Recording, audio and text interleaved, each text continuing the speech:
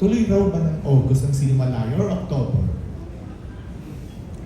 Alam mo, hindi ako qualified to talk ito. Alam mo, buwisit ka. Ito lang ang masasabi ko, ha? Bakit? Ha?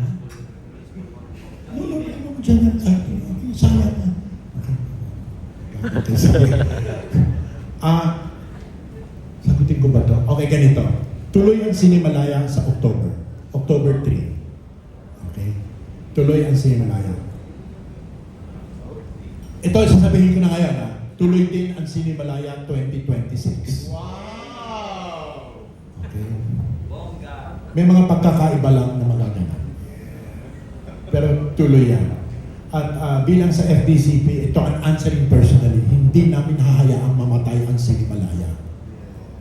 Okay? Kasi dito na, from Cinemalaya came Dan Villegas, Antoinette Hadaone, you know, all the important new directors. We cannot possibly let it die because of the whims of individuals.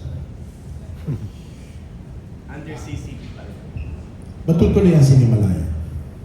Yung nabanggit